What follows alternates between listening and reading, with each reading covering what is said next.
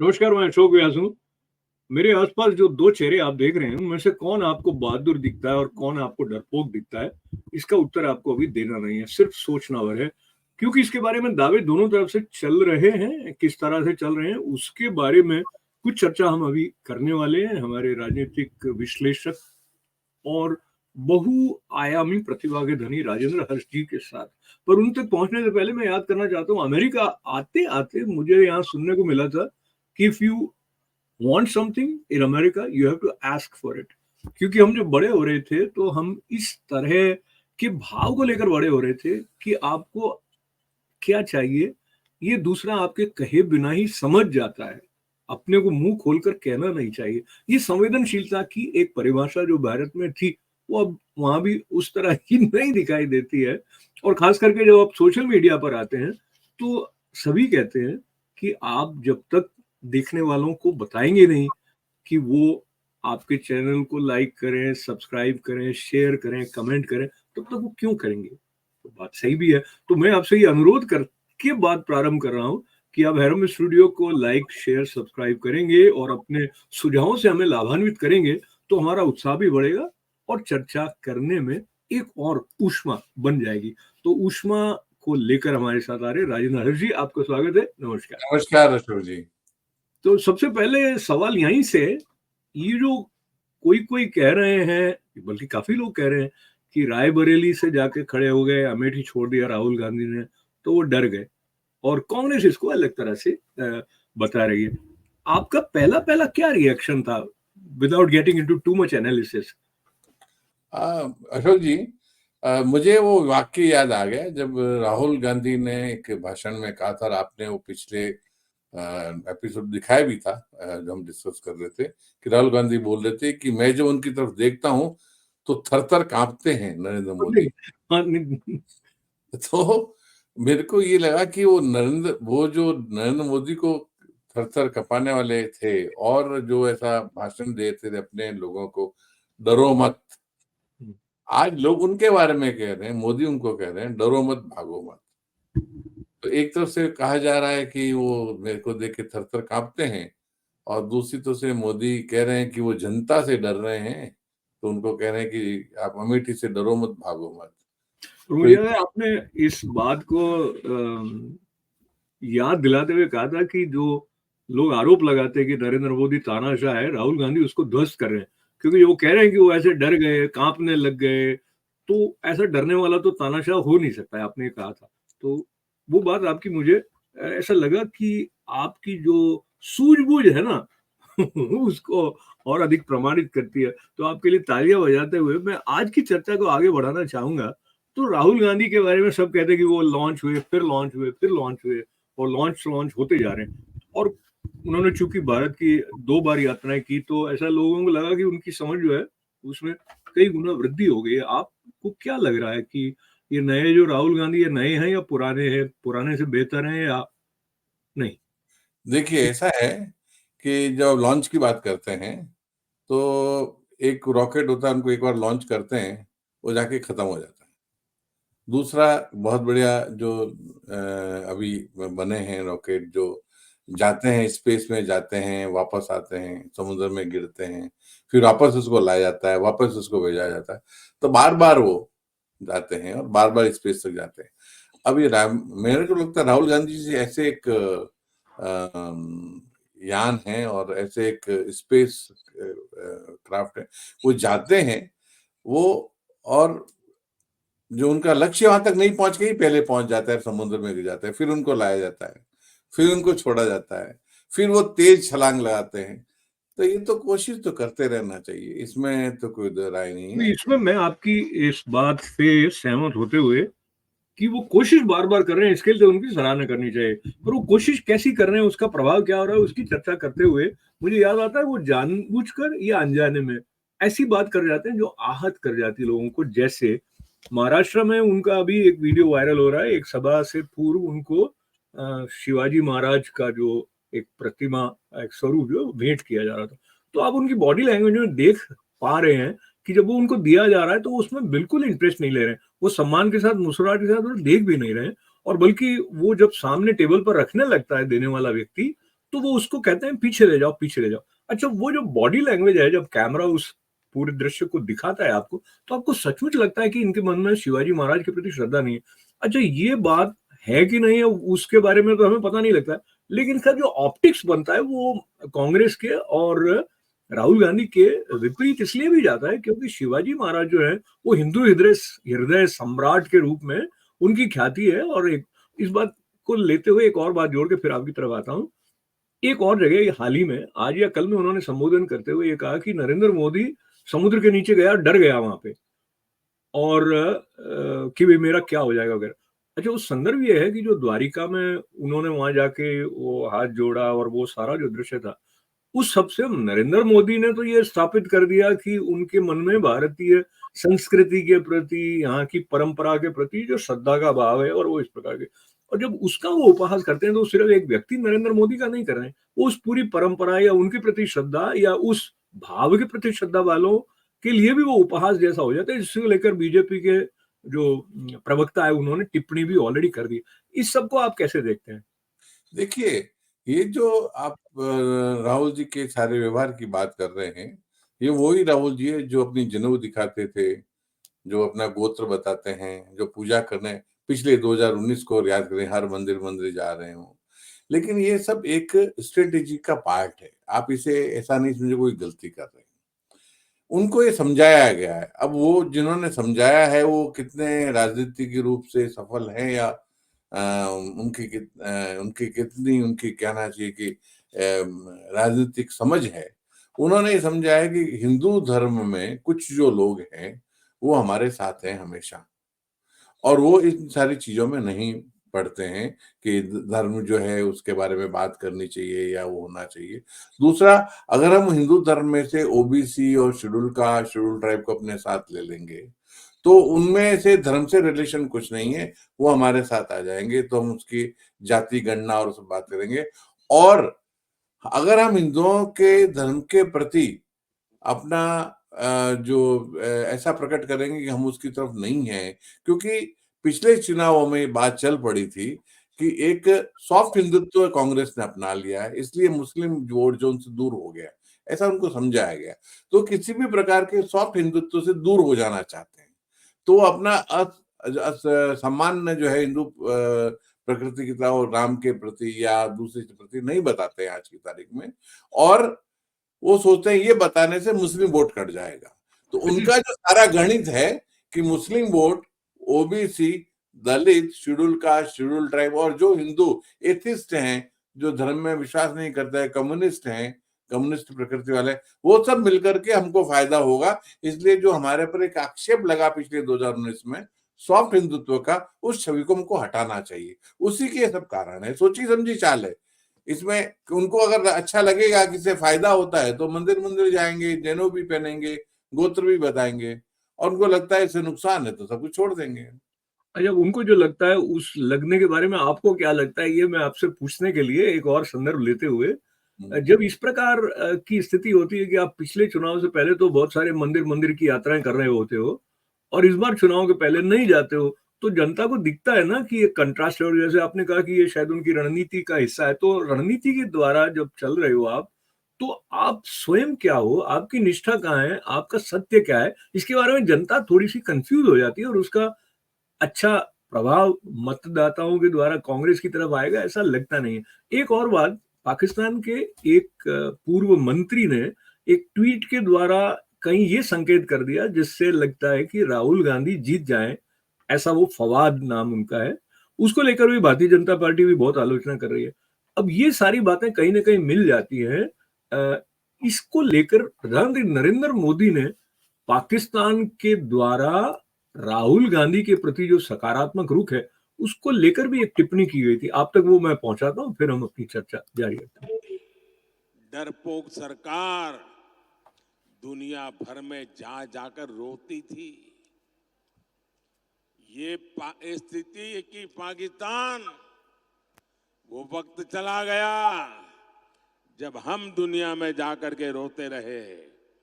आज स्थिति ये है, पाकिस्तान दुनिया भर में जा जा करके रो रहा है। बचाओ बचाओ चिल्ला रहा है। आज पाकिस्तान के नेता कांग्रेस के शहजादे को पीएम बनाने के लिए दुआ कर रहे हैं, लेकिन मजबूत भारत तो अब मजबूत सरकार ही चाहता है। ये दृश्य दिखाता है पूरा हिंदुस्तान में से हर कोई कहता है मजबूत भारत के लिए मजबूत सरकार के लिए मोदी सरकार। फिर एक बार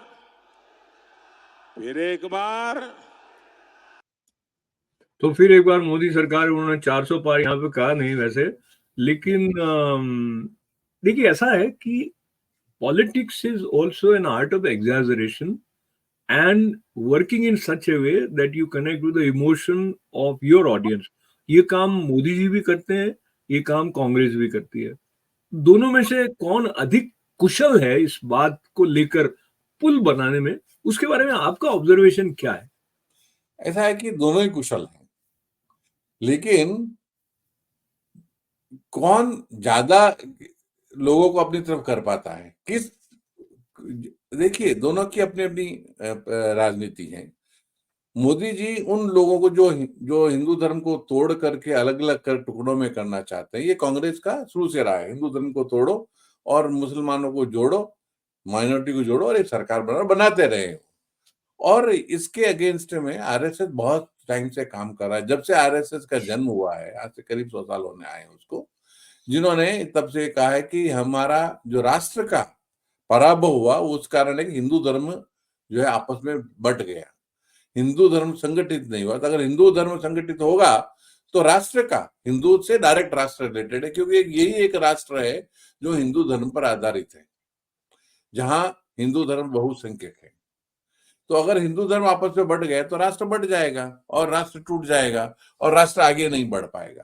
तो वो जो उन्होंने तपस्या की इतने सालों तक की, वो पिछले 10-15 सालों में, 20 सालों में, आप देखिए बीजेपी की सिर्फ 2 सीट थी, फिर भी उन्होंने कभी लड़ना छोड़ा नहीं, कभी भागे नहीं, कभी डर नहीं बताया कि हम आएंगे या नहीं आएंगे, क्योंकि उन्होंने विपक्ष में रह करके अपनी जो उनकी खुद की जो पॉलिसीज हैं, उनके खुद के जो सोच है, उस सोच को रखा कायम रहे, उससे कोई आदमी आए नहीं। अभी कांग्रेस में वो सोच नहीं थी, कांग्रेस में सब लोगों बांध के रखी हुई थी राज सत्ता। जैसे ही राज सत्ता गई और लगा कि राज सत्ता वापस नहीं आने वाली है काफी लंबे समय तक, तो टूटने लगी कांग्रेस और जाने लगी। तो ये जो है, मोदी भी उन लोगों को अपनी तरफ खींचते हैं, जो आप पूछ रहे थे कौन ज्यादा कुशल है, पर मोदी ज्यादा लोगों को खींच पा रहे हैं, क्योंकि वो ज्यादा लोगों की तरफ जो है अपना एम कर रहे हैं, हिंदू धर्म को संगठित कर रहे हैं। हिंदू बहुसंख्यक है और उनको संगठित करने की कोशिश कर रहे हैं, तो 80% में से 50% भी अगर आते हैं तो 40% हो जाते हैं। और उधर कांग्रेस बाकी की जो 60% है उनको शामिल करने की कोशिश कर रही है, इसलिए इंडिया गठबंधन बना। लेकिन वो इंडिया गठबंधन में इतने आपस में लड़ाई झगड़े हैं कि कम वोट परसेंटेज होते हुए भी, 50 से कम होते हुए भी बीजेपी सरकार में और अच्छे मत के साथ में है, और वो ज्यादा होते हुए भी कम है, और वो शामिल हो नहीं पा रहे कि उनको शामिल करने के लिए जो ग्लू चाहिए, जो विचारधारा चाहिए, समान विचारधारा, वो नहीं है। अच्छा, जो अन्य दलों के साथ समान विचारधारा बने, वो स्थिति तो छोड़ दीजिए, जो कांग्रेस के एग्जिस्टिंग लीडर्स हैं उनमें से भी बहुत सारे बाहर निकले। अभी हाल ही में दिल्ली के जो उम्मीदवार कांग्रेस के हैं, उनको लेकर भी प्रदेश कांग्रेस अध्यक्ष जो दिल्ली के लवली सिंह सम ऐसे कुछ, हाँ, उन्होंने भी वक्तव्य उनके विपरीत दिए। और बहरहाल उस बात की तरफ नहीं जाते, हम फिर से यहाँ पे आ जाते हैं भावना की बात है।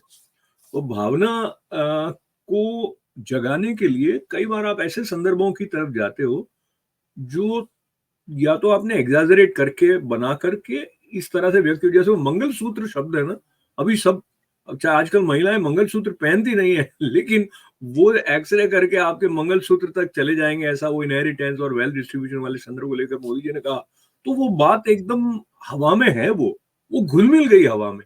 अब इस तरह से मैं भावना की बात कर रहा था, तो प्रियंका जी अपने भाषण में जब इस प्रकार प्रारंभ करती हैं कि मैंने अपने पिताजी को भेजा था आप देश के लिए और मैं उनके टुकड़े टुकड़े लेकर आई तो मुझे बहुत गुस्सा आया, ऐसा करके वो बात प्रारंभ करती। तो एक वो शहादत की जो बात करती है, बहरहाल थोड़े से शब्द प्रियंका जी के सुने, फिर हम आगे चलते हैं।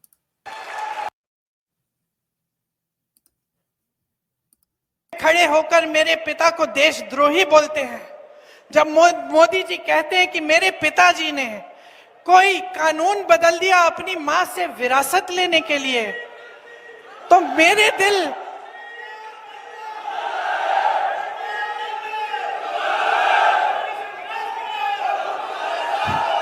तो मोदी जी इस बात को समझ नहीं पाएंगे कि मेरे पिताजी को विरासत में धन दौलत नहीं मिली, मेरे पिताजी को विरासत में शहादत की भावना मिली।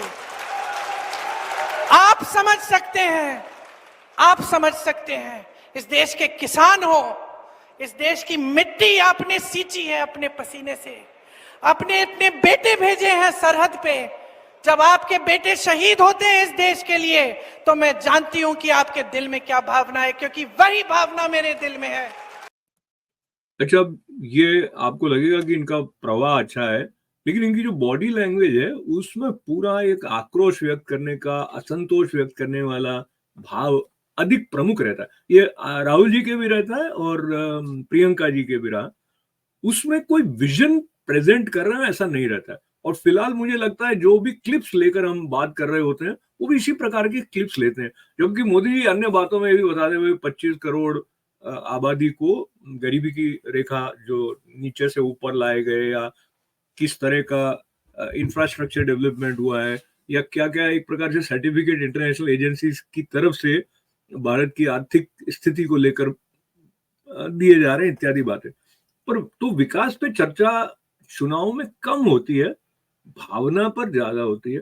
अब इस भावना की बात को लेकर जब रायबरेली से अपना नामांकन पत्र दाखिल करने के लिए राहुल गांधी जी पहुंचते हैं, तो उनके साथ उनकी माता जी भी हैं, उनकी बहन भी हैं, मल्लिकार्जुन खड़गे जी कांग्रेस के अध्यक्ष भी हैं, राजस्थान के मुख्यमंत्री अशोक गहलोत जी भी हैं। तो ये सब भी और उसके ठीक बाद में वो पंडित जी के सामने बैठ के वो पूजा वगैरह हो रही है, तो वहां पे वो हिंदू धर्म के साथ जुड़ा उनका है, वो भी कहीं ना कहीं ऑप्टिक्स में आए। ये मुझे लगता है कॉन्शियस एफर्ट रहता रहा होगा। आप कैसे देखते हैं उनके नामांकन पत्र दाखिल करने, और ये पुनः थोड़ा आपका विचार कि अमेठी नहीं रायबरेली। और इसमें मैं एक बात और जोड़ दूं, उन्होंने कहा कि ये मेरे लिए बड़ी इमोशनल बात है, मेरी माताजी ने मुझे ये दिया है। वो फिर उनके परिवारवाद का जो उनके ऊपर एक लेबल लगता है, उसको थोड़ा कहीं और ज्यादा वो अपनी तरफ से साइन कर रहे हैं सर्टिफिकेट को कि हाँ भाई मैं परिवार की तरफ से अधिक सोचता हूँ। अब वही भावना उन्होंने अमेठी वालों के लिए क्यों नहीं रखी, इस प्रकार की बात भी लोगों के मन में आती है। आपके विचार? आपने 2-3 बातें बताई। पहले जैसे आपने कहा कि जो प्रियंका जी जिस ढंग से बातचीत कर रही हैं, एक आक्रोश है उनके में, और जो भावनाओं को लेकर के ज्यादा बात हो रही है या विकास को लेकर कम बात हो रही है। तो एक चीज समझिए कि मोदी जी हो, वो अच्छी तरह जानते हैं कि जो भी उन्होंने किया 5 साल में, 10 सालों में जो भी किया, वो तो जनता के सामने है, छिपा हुआ नहीं है। पूरे 5 साल तक उसका अच्छी तरह से प्रचार होता रहा। कांग्रेस भी जानती है कि जो नहीं हुआ उसके बारे में पूरे 5 साल तक प्रचार होता रहा। वो कहते रहे, अडानी अंबानी कहते रहे, वो क्या कहते रहे, मोदी जी ने पैसा अडानी में लगाया दूरदर्शी सरकार थी पहले वो हर तरीके से वो बात कहते रहे। तो ये तो बैकग्राउंड में हो गया। लेकिन जब कोई आदमी वोट देने जाता है तो राजनीतिक ये सोचते हैं कि अंतिम धक्का जिसे कहते हैं, लास्ट पुश क्या हो, वो इमोशनल रहता है। तो ये सारे राजनेताओं की जो बातें हैं, चाहे मंगलसूत्र की बात हो, चाहे शहादत की बात हो, ये वो अंतिम धक्का देने की बात है। अपने जो उनके जो लोग उनके हैं वोट पक्के, जो वो तो देंगे ही देंगे, पर जो लोग थोड़े सोच नहीं पा रहे हैं, थोड़े बीच ऐसे 10-12% लोग होते हैं और वही तय करते हैं जैसे अपने पहले भी कई बार बात की कि कौन जीतेगा, वो उनको पुश करने के लिए ये जो भावना की बातें होती है। आज जो मंगलसूत्र कहते हैं लोग पहनते नहीं है, लेकिन मोदी जी ने मंगलसूत्र जहां कहा बांसवाड़ा में, वहां वो सब लोग ट्राइबल एरिया, विलेज एरिया, वो सब मंगलसूत्र पहनती हैं। दूसरी बात कि मंगलसूत्र कहने के कारण ये कि वो जो जनता है जो मैक्सिमम गांवों में है, जिनके लिए मंगलसूत्र बहुत बड़ी बात है, वो वेल्थ डिस्ट्रीब्यूशन समझ नहीं पाएंगी। वो ये नहीं समझ पाएगी कि ये कैसे वेल्थ डिस्ट्रीब्यूशन होता है, ये कम्युनिस्ट का क्या है, कैसे ले लेंगे। तो उनको ये सीधा का एक्सरे, मतलब आपके पीपे में घुसा हुआ सोना भी निकाल के दे देंगे। ये तरीका है एक कहने का, ताकि वो एक पुश मिले उनको, जो आप भावना की जो बात कर रहे हैं। अब आप जो बता रहे थे छोड़ा, अमेठी छोड़ करके जो आए वो, इनको अगर हम आप देखें तो ये तो सामने साफ लगता है कि चूंकि रायबरेली एक ऐसी जो आज तक हारे नहीं है अभी, एक्सेप्ट वन जो इंदिरा गांधी इमरजेंसी के बाद में हारी थी, उसके अलावा कभी हारे नहीं। और पिछले इलेक्शन में भी सोनिया जी को 56% वोट्स मिले हैं उसमें, तो वो ज्यादा सेफ है बजाय अमेठी के। क्यों अमेठी में वो गए ही नहीं है पिछले 5 सालों में हारने के बाद में, और वायनाड में जाकर बोले कि उत्तर प्रदेश के लोगों को, वहां के लोगों को राजनीति समझ में नहीं आती।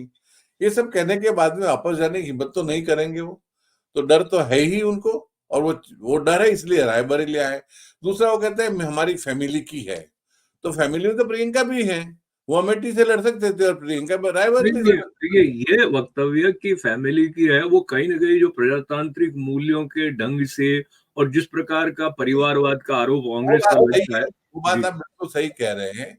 लेकिन फिर भी अगर उनकी बात को मान भी लिया जाए, क्योंकि ऐसा कई बार होता है कि जब किसी के पिताजी ने किसी एक समाज के लिए किसी एक शहर में टेरिटरी में बहुत सारा काम अगर किया है, तो वो पार्टी से एक्सपेक्ट करता है कि अगर उनका आने वाली पीढ़ी भी अगर राजनीति में है तो उनको टिकट मिले, वहां से एक्सपेक्टेशन रहता है। उनकी बात को मान भी लिया जाए तो भी वो अमेठी से लड़ सकते थे और रायबरेली से प्रियंका जी लड़ सकती थी, और दोनों लड़ सकते हैं, 2 लोग तो है ही अदर देन, और तीसरे हमारे जीजा जी भी हैं, वो भी लड़ सकते थे। आपके जीजा जी हैं, उसके लिए बधाई हो आपको। मेरे नहीं है वो, मेरे नहीं है। मैं तो 20 साल 25 साल गुजरात में रहा हूँ, तो हमारे तो प्रियंका बहन है। बढ़िया। हमारे सब भाई बहन है ना, भारतीय है, सभी हमारी बहन है। तो हमारे जीजा जी हो ही गए रॉबर्ट जी, तो वो भी जो है वहां से लड़ सकते थे, ठीक है। तो उन्होंने जो छोड़ा, एक सीट को परिवार ने छोड़ दिया, तो जो बीजेपी परिवारवाद का आक्षेप लगाती है वो भी उस पे ये कहे कि क्यों छोड़ दिया, अच्छा नहीं लगता है भाई। परिवारवाद के अगेंस्ट में हो तो छोड़ दिया तो अच्छा है, कार्यकर्ता को तो दिया अच्छा है। और ये जो कहते हैं हमारी जो परिवार ने इतना काम किया है इसलिए हम यहाँ से रायबरेली से खड़े हो रहे हैं, तो वो लागू तो अमेठी पर भी लागू होता है। तो डर तो है। और एक पॉइंट और मैं कहना चाहूंगा, एक बड़ा डर है, प्रियंका जी क्यों नहीं लड़ रही है? क्योंकि उनके लिए पहला इलेक्शन होगा और वो बार बार लॉन्च नहीं होना चाहती है। वो चाहती हैं कि एक बार हो, उस समय हो, उस जगह से हो जहां मैं 100% जीतने की मेरी एक्सपेक्टेशन हो, 100% में जीतूं, ऐसा विश्वास हो, तभी हम जो है उसमें जाएंगे। तो इसमें परिवार की भी एक अंदर की राजनीति है, और क्योंकि ऐसा माना जाता है कि रायबरेली से जो खड़ा होगा वो प्रधानमंत्री के पद का कांग्रेस की तरफ से उत्तराधिकारी होगा। तो अगर प्रियंका जी रायबरेली से खड़ी हो जाती हैं और वो अमेठी से खड़े होते हैं, सपोज करिए अमेठी से वो हार जाते हैं राहुल गांधी और प्रियंका जीत जाती हैं रायबरेली से, तो सारे कांग्रेस में आ जाएगा हमारे नेता प्रियंका, हमारे नेता प्रियंका। और प्राइम मिनिस्टरशिप के लिए लोग प्रियंका गांधी को आगे सब कहने लगेंगे, और वो फैमिली में एक्सपेक्टेड सोनिया जी को पसंद है नहीं है। जी, आपकी बात से मुझे याद है, सोहेल सेठ एक इस तरह के बातचीत में कह रहे थे कि उनके आसपास के लोग समझते हैं राहुल जी के आसपास के कि वो प्रधानमंत्री वो इस प्रकार के दावे कर रहे हैं जैसे कि सब कुछ उनके द्वारा संचालित हो रहा है। तो अपनी बात को कहते हुए उन्होंने अंग्रेजी में कह रहे थे, लेकिन उन्होंने कहा कि वो राहुल गांधी अपने को समझते हैं प्रधानमंत्री हैं और सचमुच में वो हैं उनके आसपास के 2-2.5 लोगों के लिए। तो तो वो कहने का ढंग है। पर इस बात को लेके जो परिवार की बात है, तो वो कांग्रेस की तरफ से ऐसा वक्तव्य आ रहा है कि केएल शर्मा जी जो अब अमेठी में स्मृति ईरानी के विरोध में उनके विपरीत कांग्रेस के उम्मीदवार के रूप में आ रहे हैं, कहते हैं वो भी लगभग गांधी परिवार के सदस्य ही हैं, वो इतने करीब हैं और पिछले समय से वो देखते रहे। तो इसमें भी वो कहीं ना कहीं जो एक परिवार की जो एक आभा है उसको वो चाहते कि भी बनी रहे। ये शर्मा इनका सरनेम है, लेकिन ये लगभग गांधी गांधी परिवार के सदस्य हैं। इसको आप कैसे देखते हैं? ये देखिए, कितना जब डीपली इनग्रेन्ड है कि भाई गांधी परिवार ही शासन करने का अधिकारी। जब क्रिकेट खेली जाती है, पहले जब टेस्ट मैच 5 दिन का हुआ करता था, अभी भी होता है 5 दिन का टेस्ट मैच। तो टेस्ट मैच में जब एक खिलाड़ी लड़ रहे होते हैं, खेल रहे होते हैं, और जब 5-10 ओवर बाकी होते हैं और 2 ही विकेट गिरे हैं और एक अच्छा विकेट कीपर अच्छा बैट्समैन आने वाला होता है, तो उस बैट्समैन को नहीं भेजते हैं, क्यों? डर रहता है। तो किसको भेजते हैं? नाइट वॉचमैन को भेजते हैं, ताकि उस जगह को सुरक्षित रखे। जब कभी ठीक हो जाए सवेरे, जब पूरा दिन उग जाए और जब नई बॉल हो और दिन हो और विकेट जो बैट्समैन है वो सही हालत में आराम से देख सके, तो उस समय वो आयर उसको खतरे में नहीं डालना है, उसके लिए जगह सुरक्षित रखना है। तो हमारे KL Sharma ji night watchman है, तो वो केएल शर्मा रखे जी रहे, ताकि जब कभी नेक्स्ट इलेक्शन में ऐसा होगा, उनको लगता है कि कांग्रेस की हवा है, तब असली उत्तराधिकारी आ जाएंगे। तो मुझे ऐसा जो थोड़ा बहुत मैंने सुना केएल शर्मा जी के बारे में, ऐसा लगता है कि वो गो टू पर्सन है। कहते हैं कि वो रायबरेली में भी होता था तो ऑन बिहाफ ऑफ सोनिया जी वही वहाँ के ग्राउंड लेवल पर लोगों के साथ संपर्क में थे। ऐसा ही वो अमेठी में थे, तो संभव है वो ग्राउंड के बारे में कुछ जानते, लेकिन उनकी ऐसी एक नेता के रूप में कोई छवि है नहीं।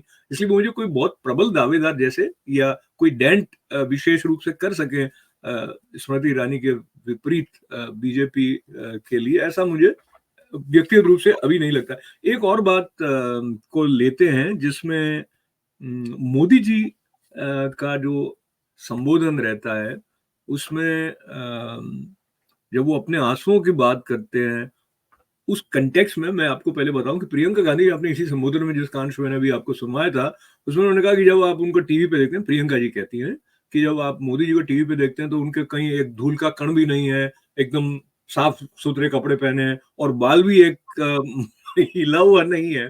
तो जो सारी बातें वो उनको क्रिटिसाइज करने के लिए कह रहे हैं कि वो गरीबों को क्या समझे, वो भी घूम फिर के उनके विपरीत जाती है। इसका मतलब हुआ कि उनके मन में ऐसी धारणा है कि जो गरीब है वो ढंग से नहीं रह सकता है, ढंग से नहीं दिखना चाहिए।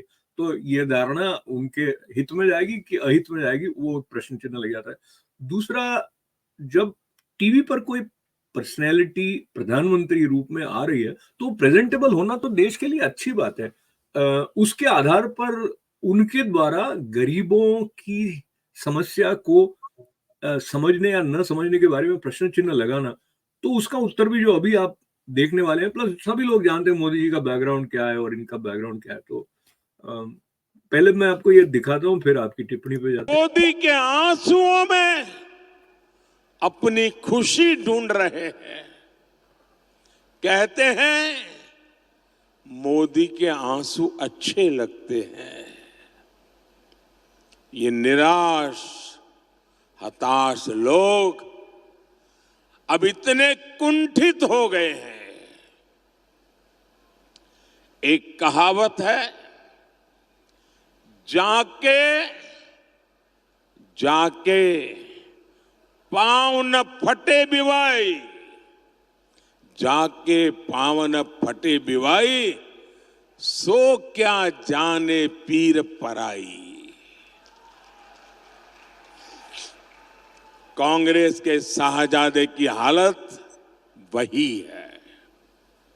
वो तो गर्व से कहते हैं कि उनके घर में कई प्रधानमंत्री थे, खुद चांदी के चम्मच से खाते रहे, गरीब की, दलित आदिवासी की झोपड़ी में फोटो खिंचवाते रहे, लेकिन गरीब के लिए कुछ नहीं किया।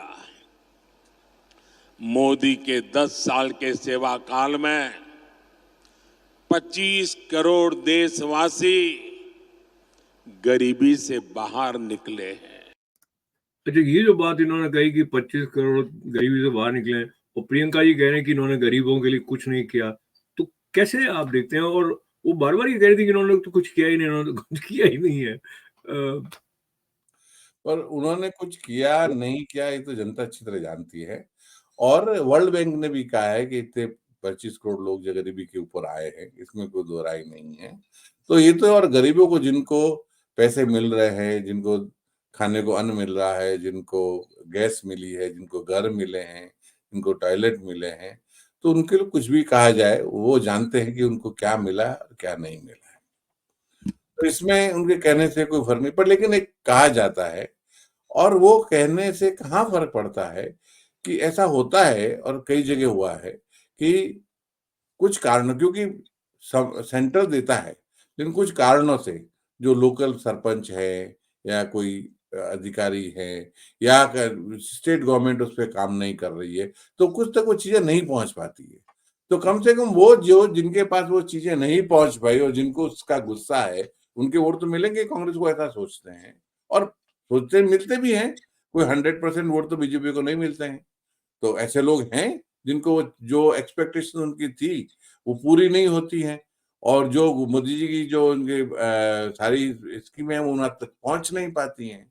तो ऐसा होता है कि नहीं, हर को पहुंच पाए, ऐसा नहीं होता है, क्योंकि रास्ते में एक पैसा डायरेक्ट पहुंच जाना अलग है, लेकिन घर के लिए एक अप्रूवल लेना, उनका नाम उसमें आना, तो उसमें वहां के जो सरपंच है, वहां के जो कलेक्टर है, डिस्ट्रिक्ट मजिस्ट्रेट, कई लोगों का उसमें हाथ होता है सर, और जो सरकार, राज्य सरकार, उसका भी हाथ होता है। उन लोगों को अपनी तरफ खींचने के लिए बातें उसमें से की जाती है।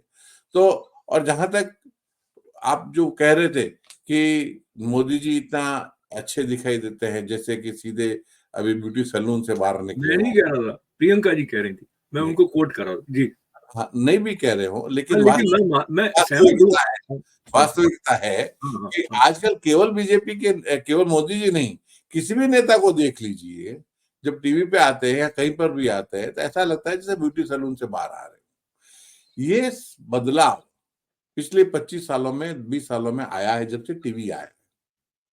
उसके पहले जो नेता थे, वो चाहे करोड़पति हों, लेकिन बाहर ऐसे कपड़े पहन के आते थे जैसे वो उन लोगों के साथ में हैं जो घर में, तो उनको धोखा देते थे।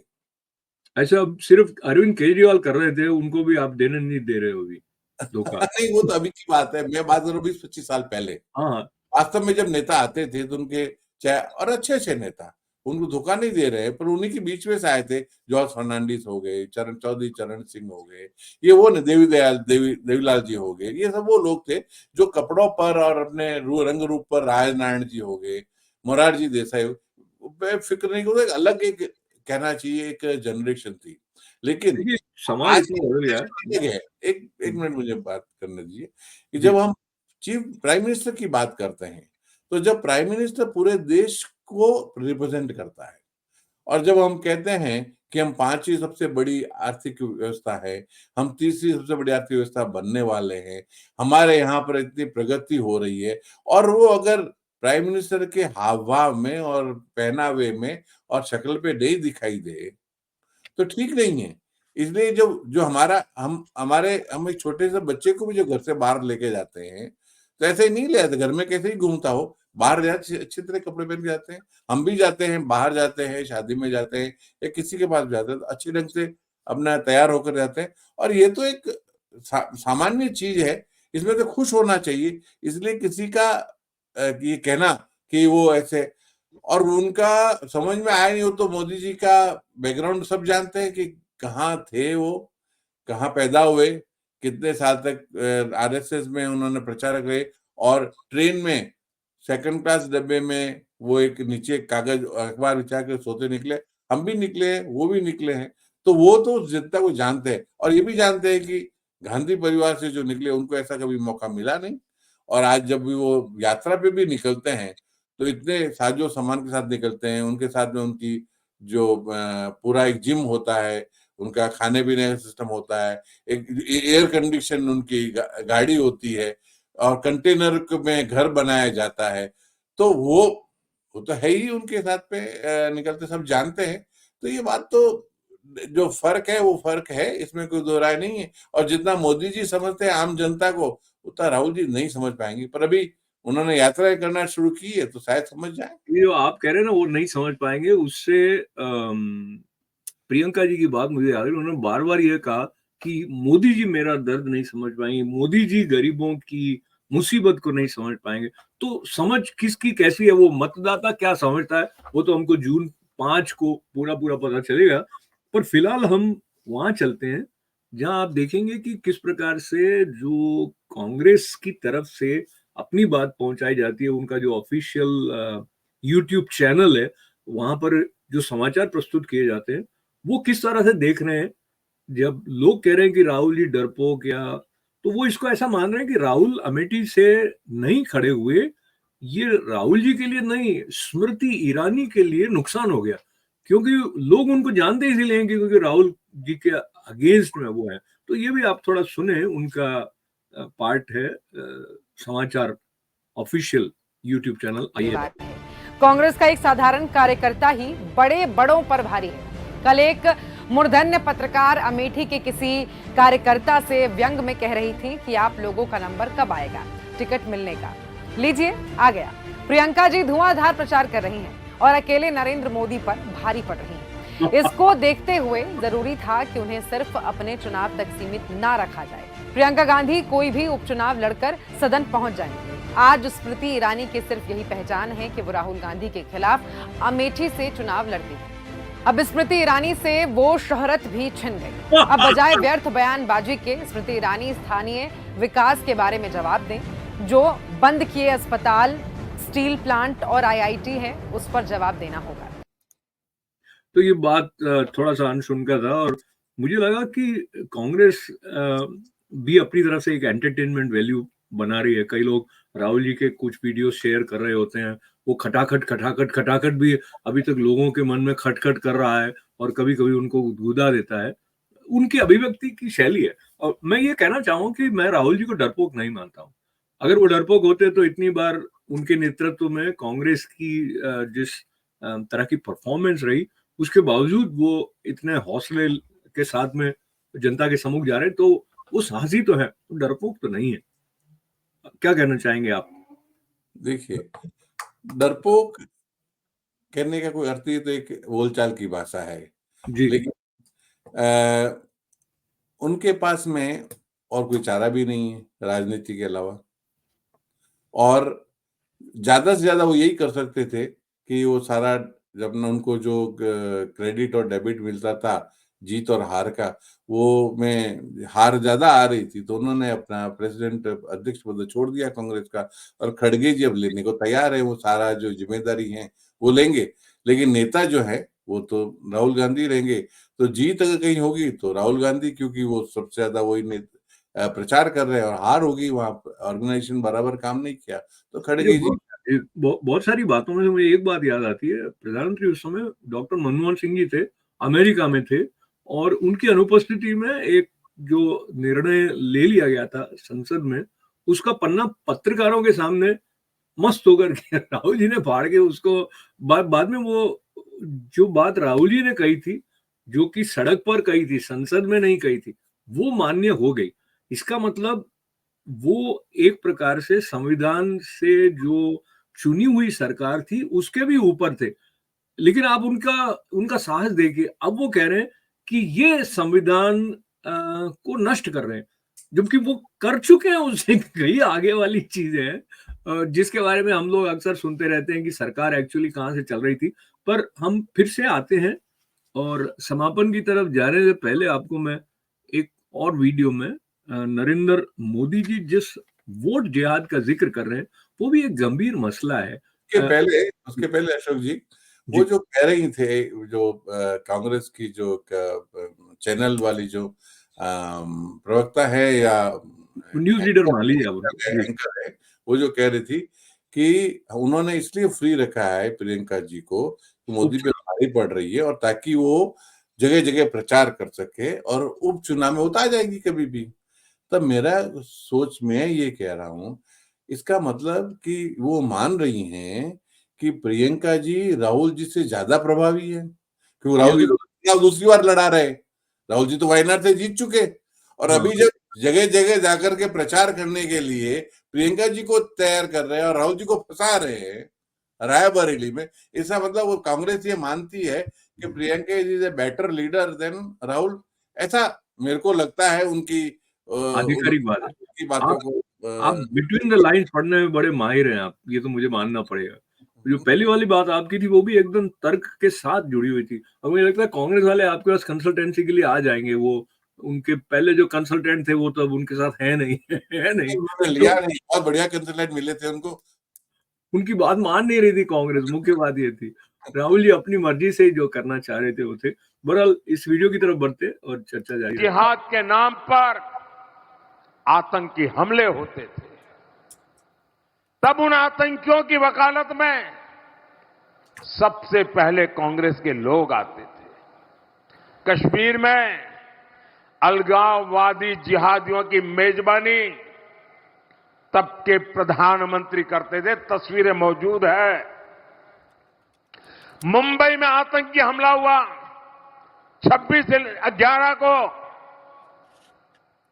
उसमें कसाब और दूसरे आतंकियों को बचाने के लिए कांग्रेस के नेता आगे आए।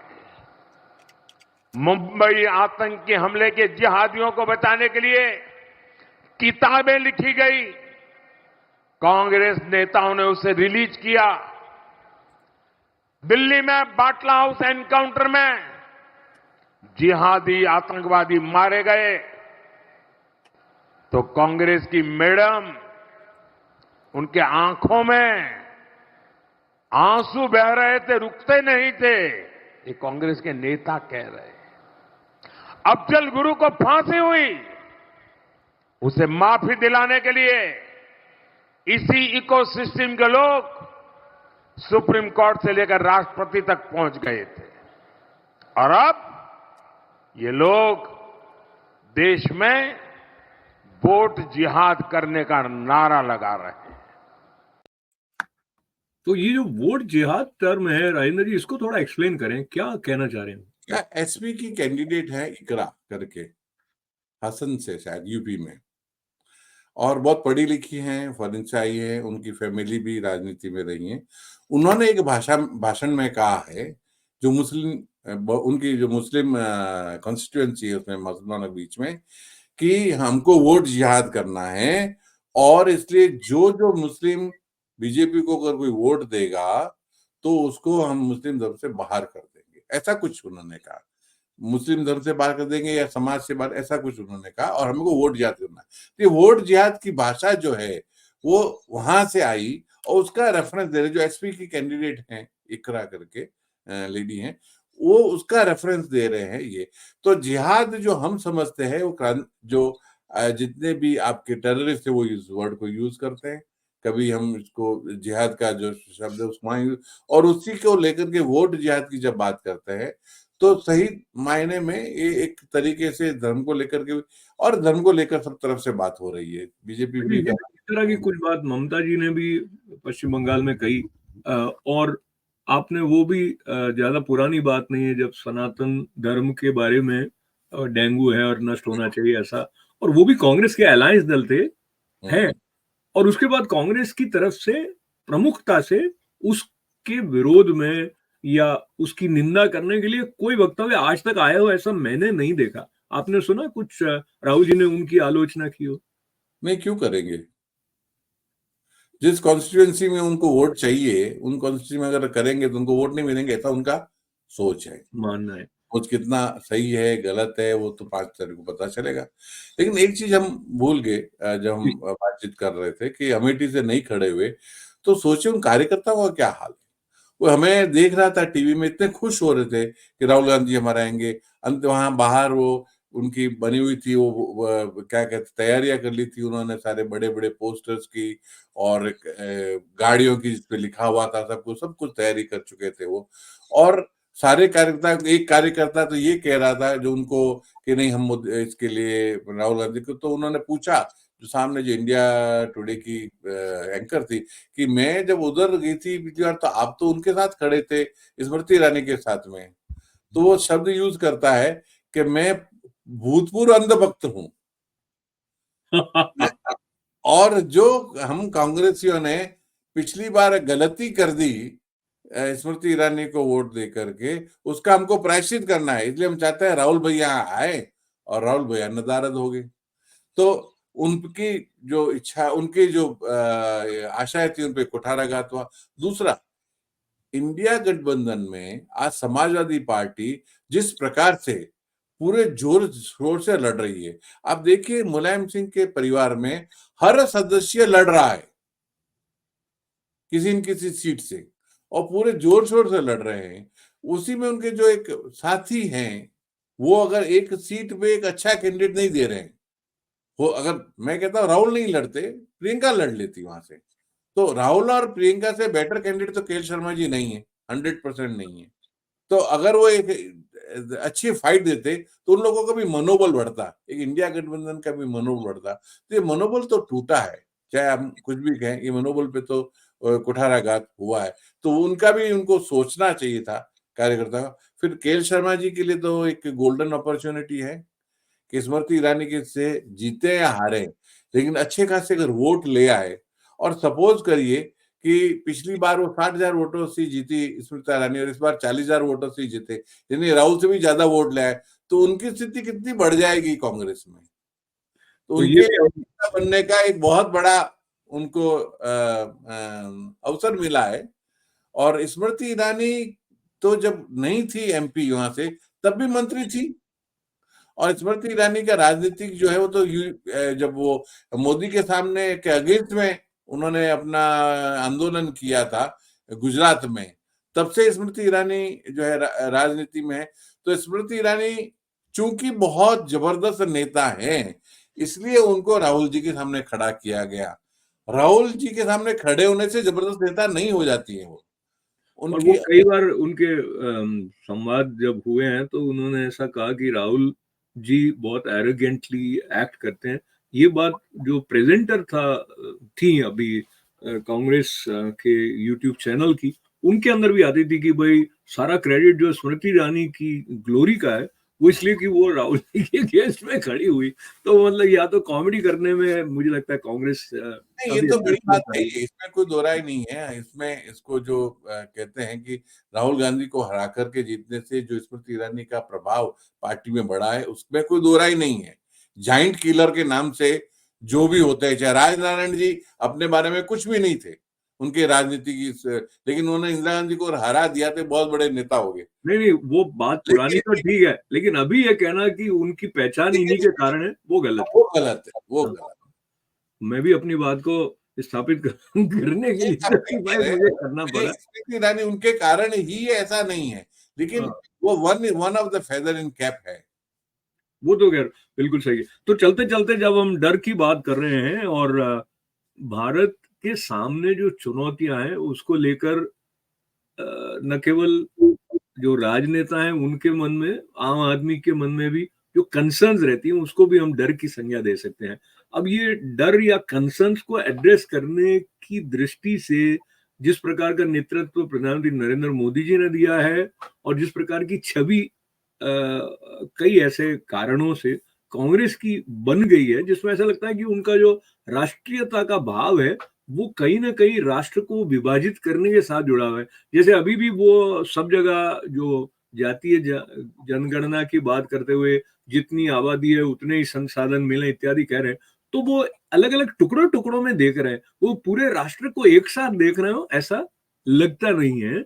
इसके बारे में आप क्या सोचते हैं? देखिए, इस संसार में दो ही ऐसे कहना चाहिए कि ग्रुप, समूह हैं जो राष्ट्रवाद को नहीं मानते हैं। एक कम्युनिस्ट, समाजवाद, जो कम्युनिज्म वाले हैं वो ये नहीं मानते हैं जो कि वो अंतरराष्ट्रवाद को मानते हैं, इसलिए देश की जो उसको नहीं मानते। इसलिए आप वो उनका किसी भी पर्टिकुलर देश में होने से वो होगा ऐसा नहीं, इसलिए वो ह्यूमैनिटेरियन की बात करते हैं, सब जगह बात करते हैं। और दूसरा, मुस्लिम समाज, उनके लिए भी राष्ट्र कोई मायने नहीं रखता है। वो हमेशा, जब इस्लाम खतरे में है, तो चाहे इस्लाम फिलिस्तीन में है तो धर्म के नाम पर उसका सपोर्ट हर देश में मिलेगा आपको, जहां भी सुन्नी है वहां पे मिलेगा। तो ये दो भाग, एक कम्युनिस्ट और मुस्लिम, ये दो ऐसे हैं जो राष्ट्रवाद को नहीं मानते या सेकेंडरी मानते हैं। एक अपने कम्युनिज्म से उसको सेकेंडरी मानता है और दूसरा अपने धर्म से उसको सेकेंडरी मानता है, और दोनों के साथ लेकर के राहुल गांधी चल रहे हैं। तो आप उनसे राष्ट्रवाद की अपेक्षा कर रहे हैं तो कुछ ज्यादा ही अपेक्षा नहीं कर रहे हैं। तो मुझसे गलती हुई भाई साहब, उसके लिए मैं माफी तो नहीं चाह सकता हूँ अभी ताजा, फिर भी मैं इस पे विचार करूंगा और फिर मैं देखूंगा कि मैं अमेठी जाऊं कि रायबरेली जाऊं, आने वाला समय बताएगा। पर आपके साथ ये चर्चा जो है, इसका रस हमारे दर्शकों को कैसा लग रहा है वो बताएंगे, तब हमको पता चलेगा। और उसके लिए 5 जून की वेट करने की जरूरत नहीं है। और जैसे लक्ष्य निर्धारण की बात होती है, प्रधानमंत्री नरेंद्र मोदी जी कहते हैं संकल्प से सिद्धि, तो आपके साथ बैठे हुए मैं एक तो अपने दर्शकों तक ये पहुंचाना चाहता हूँ बात कि ये जो राजेंद्र हर्ष हैं, वो पॉलिटिकल एनालिस्ट के रूप में जो हमारे साथ संवाद कर रहे हैं वो तो एक बात है, लेकिन ये बहुआयामी प्रतिभा के और बड़े मुझे कहना चाहिए कि उद्यमी भी हैं और एक साधक भी हैं। पर आपके साथ में मुझे बहुत बरस पहले और मेरे साथ एक पत्र है जो कि यानी न्यूज़पेपर है जो कि आपने पब्लिश किया था अहमदाबाद से, और ये 15 जून 1996 96 का है। तो ये भी कई प्रकार की स्मृतियां लेकर आता है। बहुत बहुत। और आप उसमें एडिटर थे। मैं एडिटर, हाँ ये भी मुझे कहना था। अच्छा हाँ, हुआ आपने कहा। तो ये आप अपने समय से आगे चल रहे थे उस वक्त। इस प्रकार के फ्री डिस्ट्रीब्यूट होने वाले न्यूज़पेपर्स अमेरिका में भी रहे होंगे या नहीं, इंडिया में तो नहीं थे, लेकिन अभी यहाँ पर मैं देखता हूँ जी। अमेरिका में तो शायद होंगे, लेकिन हाँ उस समय अगर आपको याद हो तो इंडियन एक्सप्रेस और टाइम्स ऑफ इंडिया का सबसे ज्यादा प्रचार रहता था वहां पे, और उनकी कुछ 16,000 की उनकी सर्कुलेशन था, और हमने 25,000 प्रतियां बांटते थे। हम 25,000 प्रिंट करते और बांटते थे, और वो भी ऐसे नहीं, वो भी हमने ऐसा किया था कि जितने भी क्लब्स हैं उनके क्लब के में, उन हर कमरे में, 5 स्टार होटल्स के कमरे में, एयरपोर्ट पर, और जो इंजीनियरिंग इंस्टीट्यूट्स के जो मेंबर्स हैं एसोसिएशन के, उनके लोगों को, मेडिकल डॉक्टर्स की जो एसोसिएशन के मेंबर्स को, तो एक बहुत ही एक क्या कहना चाहिए कि टारगेटेड जो हमारी डिस्ट्रीब्यूशन थी, और फ्री ऑफ कॉस्ट, और उसमें इतने अच्छे अच्छे लोगों के उसमें आए थे। लेकिन फिर कुछ कारणों से हमको, आप अमेरिका आ गए और हम कुछ कारणों से हमें बंद करना फिर पड़ा। हाँ, तो ये है कि मैं अहमदाबाद का जिक्र इसलिए भी कर रहा था क्योंकि वो मोदी जी के साथ भी उसका एक विशेष संबंध निश्चित रूप से है ही है। और कंप्यूटर को लेके कितना विकास हो गया है, जितना तो उस वक्त हम कल्पना भी नहीं कर सकते थे कि अभी हम रिकॉर्ड कर रहे हैं एक, या तो लाइव कोई भारत में आराम से देख सकते हैं या बहुत जल्दी यूट्यूब पर इसको देख पाएंगे। तो टेक्नोलॉजी बहुत बहुत आगे बढ़ गई है और डिजिटल इकोनॉमी के क्षेत्र में भी भारत ने जो उल्लेखनीय प्रगति की है, सराहनीय है। और उसका भी काफी सारा श्रेय, जैसे वैसे तो कंप्यूटर क्रांति के पीछे सैम पित्रोदा जी, अभी उनका अलग प्रकार का नाम है, पहले उनका अलग प्रकार के सम्मान के साथ नाम याद किया जाता था, और राजीव गांधी जी को श्रेय जाता है। पर मुझे लगता है कि ये कंटिन्यूअस प्रोसेस है। आई थिंक एवरीबॉडी कंट्रीब्यूट्स, और मुझे लगता है सब हाँ, और जो राजीव गांधी ने जो दिया टेलीकम्युनिकेशन का जो क्रांति की, और जो संजय गांधी ने जो मैन्युफैक्चरिंग में मारुति को लेकर के आए, तो ये एक चीजें हैं। देखिए, हर कोई बहुत कुछ देता भी है, और जो आता है कुछ करता है तो गलतियां भी होती है, तो सभी से होती है। लेकिन जो मोदी जी 10 साल में कर पाए हैं और जिस तरीके से कर पाए, चाहे समय ऐसा है, चाहे उनके पीछे जो आरएसएस की बड़ी जो उनकी खुद की तपस्या और आरएसएस की तपस्या अब उस फल ला रही है, ऐसा है। सब मिलकर के है, अपने समय की बात है, पर बहुत कुछ अच्छा हो रहा है भारत में, और हम सोचते हैं आगे और अच्छा होगा। और आप टेक्नोलॉजी की बात करते हैं तो मैं सोचता हूँ वो समय दूर नहीं है, अगले 3-4 सालों में। अभी आप स्क्रीन के अंदर दिखाई दे रहे हैं बात करते समय, साल 2 साल में स्क्रीन के बाहर दिखाई देंगे हर व्यक्ति को, जैसे उनके साथ कुर्सी पे बैठ के बात कर रहे हैं। तो चाय भी पी लेंगे उनके साथ बैठ के कुर्सी कुर्सी पे, तो फिर और अधिक आनंद आएगा। तो अभी उसकी कल्पना करने से कोई लोग डर जाएंगे कि अरे ये मेरे पास आके बैठ जाएगा।